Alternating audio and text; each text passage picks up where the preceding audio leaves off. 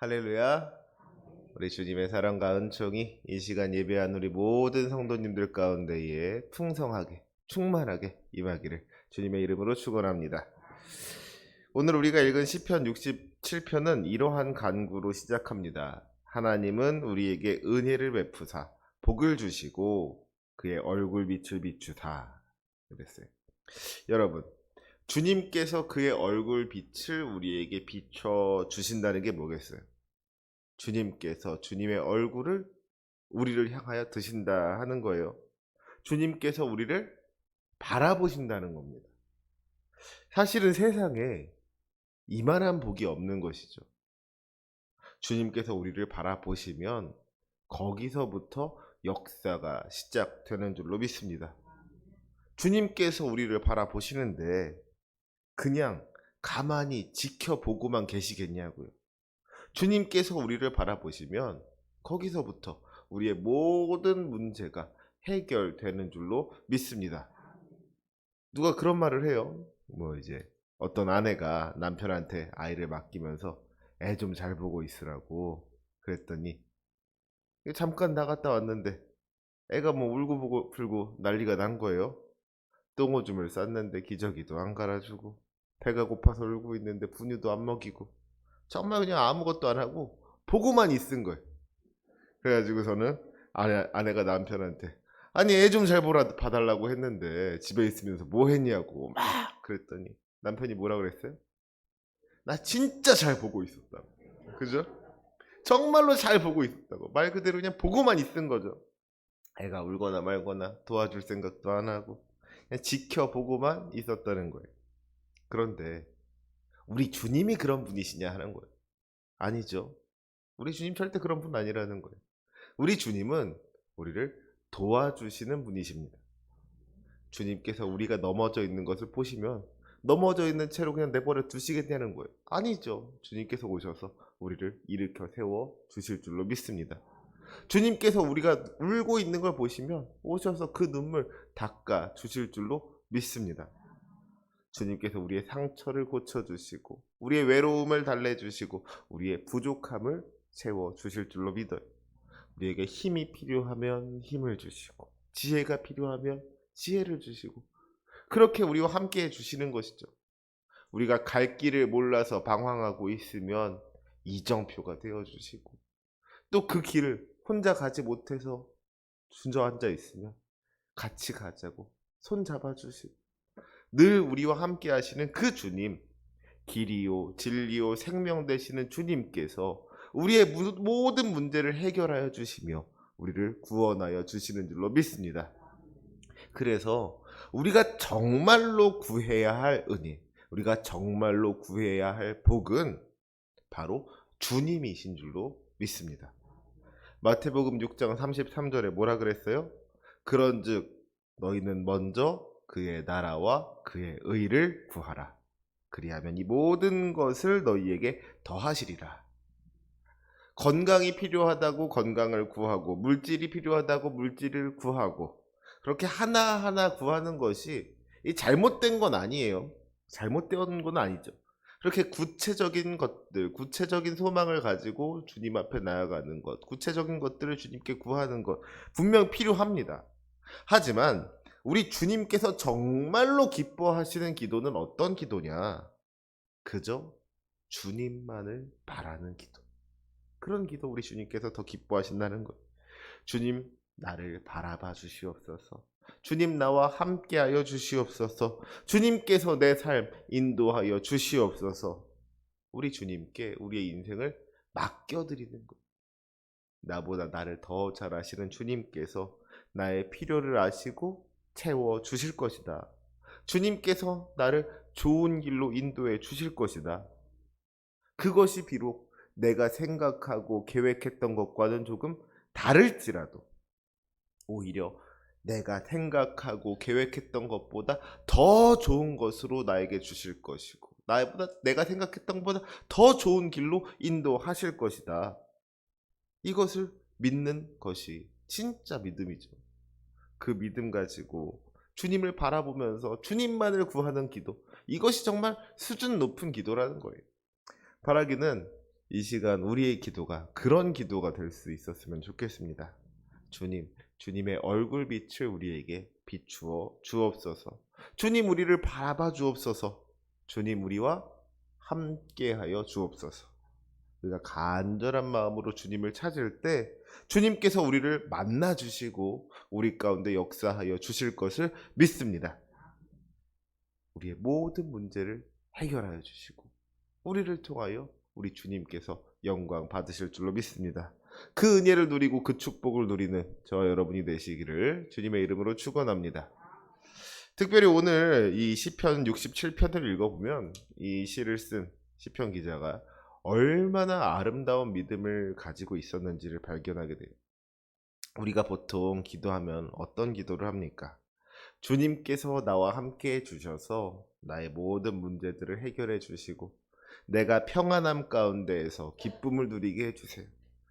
내가 잘 되게 해달라는 그런 기도를 한단 말이에요. 보통 다 그렇잖아요. 주님께서 나와 함께 해주심을 통하여서 내가 기쁘고 내가 행복하고 내가 평안하고 그렇게 내가 잘 되기를 바라는 그런 기도를 우리가 많이 해요. 그런데 오늘 이 시편을 보니까 시인이 구하는 게 그런 게 아니었단 말이에요. 시인의 소망이 무엇이냐? 이 시인은 주님께서 나와 함께 하심으로 말미암아 내가 잘 되는 게 아니라 우리 주님의 뜻이 이루어지고 우리 주님께서 영광 받으시기를 원했습니다. 시편 67편에 나타난 시인의 소망을 크게 세 가지로 살펴볼 수가 있는데요. 그 첫 번째는 온 땅에 복음이 전파되는 거였습니다. 우리 2절 말씀 같이 한번 읽어볼까요? 2절입니다. 시작. 주의 도를 땅 위에 주의 구원을 모든 나라에게 알리소서. 아멘. 주님께서 그 얼굴 빛을 우리에게 비추어 주심으로 말미암아 주님께서 우리를 바라봐 주시고 우리와 함께 해 주심으로 말미암아 주의 도를 땅 위에 주의 구원을 모든 나라에 알리소서 그랬어요. 주님께서 우리와 함께 하심을 통하여서 온 땅 모든 나라가 우리 주님의 구원을 알게 되기를 원한다는 겁니다. 주님께서 우리를 구원하시고 주님께서 우리를 구원하셨다는 것을 모든 나라가 알게 되기를 원한다는 거예요. 그래서 그 사람들이 우리를 부러워하고 나아가 자기들도 구원받기를 원해야 된다 하는 것이죠. 사랑하는 성도 여러분, 우리 주님께서 우리를 구원하셨습니다. 우리는 부족하고 연약한 죄인이지만 주님께서 십자가의 은혜로 우리의 모든 죄를 씻으시고 우리에게 영원한 생명 허락하여 주신 줄로 믿습니다. 썩어져 없어질 이 세상에서의 영광만이 아니라 영원토록 변치 않을 하늘의 영광을 예비해 주셨어요. 이 기쁜 소식을 우리만 알고 있는 것이 아니라 모든 나라에 알려야 하는 것이 구원받은 우리의 사명인 줄로 믿습니다. 나 혼자 구원받은 것으로 만족하고 있어서는 안 된다는 거예요. 우리끼리만 이 구원의 기쁨을 누려서는 안 된다는 겁니다. 아직도 주님을 알지 못하는 사람들이 있다면 거기에 가서 우리 주님의 도를 전하고 우리 주님의 구원을 전해야 된다는 거예요. 땅끝까지 이르러서 복음을 증거해야 하는 겁니다. 주님께서 나와 함께 해주심으로 말미암아 내가 이런 선교의 사명을 감당하게 하여 주시옵소서. 나를 통하여 주의 도가 땅 위에 전해지고 주의 구원이 모든 나라에 전해지게 해주시옵소서. 이것이 이 시인의 첫 번째 기도 제목이었던 것이죠. 그러면 이 시인의 두 번째 기도 제목은 뭡니까? 시인의 두 번째 기도 제목은 모든 민족이 우리 주님을 찬송하는 거였습니다. 3절 말씀 읽어볼까요? 3절입니다. 시작. 하나님이여 민족들이 주를 찬송하게 하시며 모든 민족들이 주를 찬송하게 하소서. 아멘. 이게 이제 첫 번째 기도 제목으로부터 이어지는 거죠. 모든 나라가 주님의 구원을 알게 되면 이제 그들이 주님을 믿게 될 겁니다. 주님의 구원의 은혜를 그들도 경험하게 될 거예요. 그러면 그 다음에 어떤 일이 일어나겠어요? 그들이 그 구원의 은혜에 감사하면서 주님을 찬송하게 되는 것이죠. 지금 이 시인은 모든 민족에게 그 복음이 전파되어서 그 모든 민족이 주님을 찬송하는 그런 비전을 품고 있는 거예요. 온 열방이 다 함께 주님을 찬송하는 그 모습을 한번 상상해 보시기 바랍니다. 그 모습 얼마나 아름답겠어요.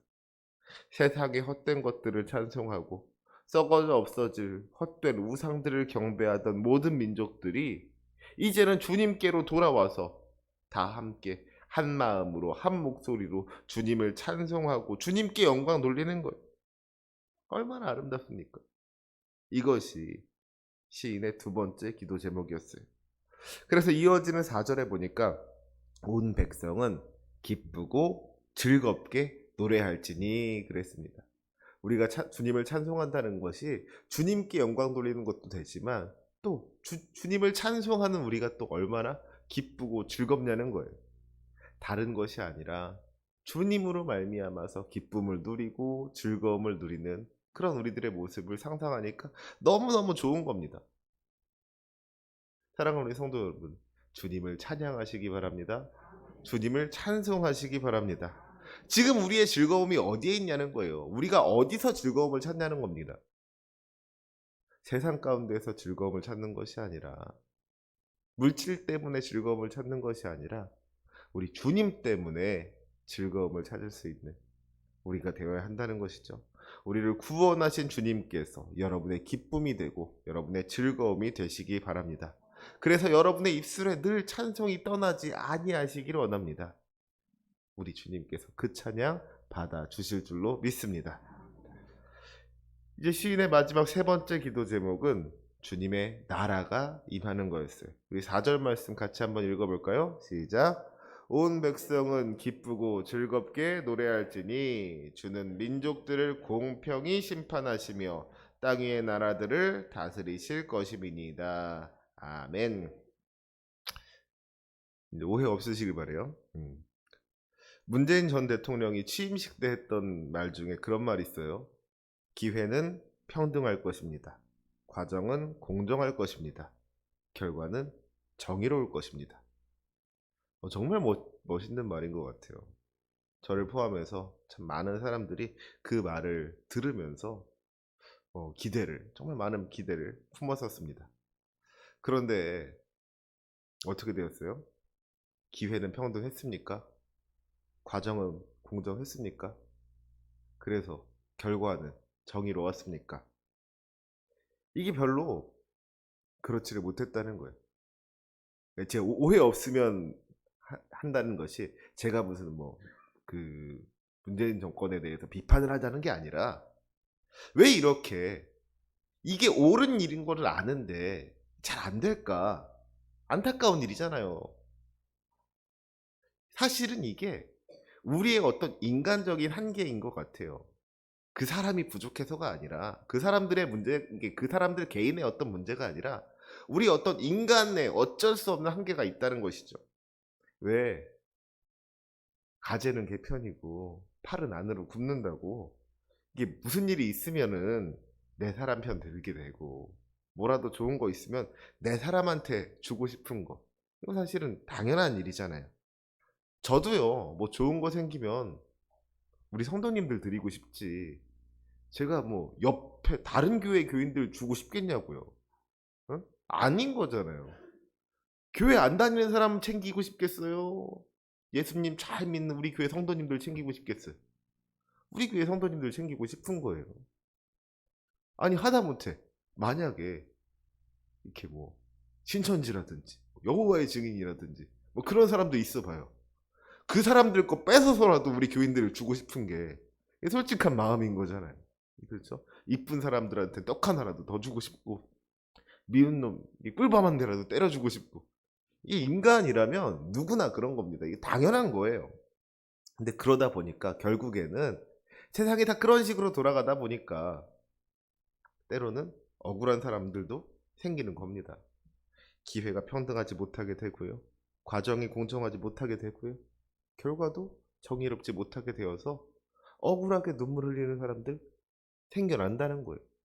이 세상에서는 세상 사람들이 다스리는 나라에서는 이런 일이 없어질 수 없다는 거예요.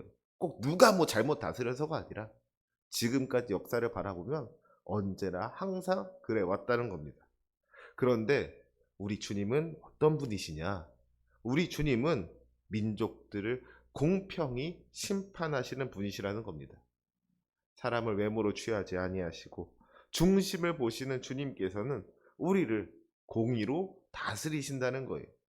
그래서 사람이 다스리는 이 세상에는 공평하지 못한 일도 있고 정의롭지 못한 일도 있지만 주님께서 이 세상을 심판하시고 다스리실 때 그때 참된 공의가 나타나게 된다는 것이죠.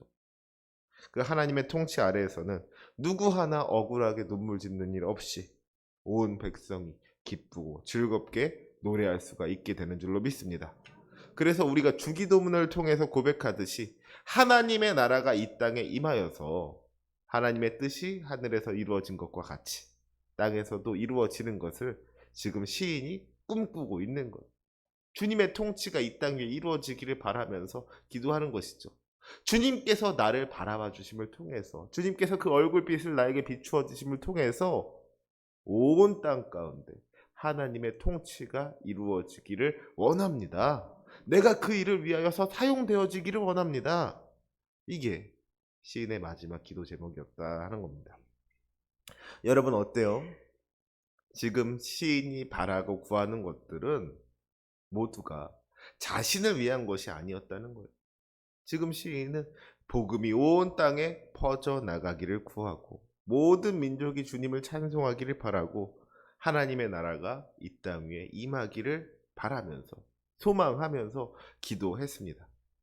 참 이걸 보면서 저는 이런 게 바로 먼저 그의 나라와 그의 의를 구한다는 거구나. 그런 게 이런 거구나 깨닫게 된 것 같아요. 바라기는 이 시간 예배하는 우리 모두가 이런 소망들, 하늘 소망들을 품고 살아갈 수 있으시기를 원합니다.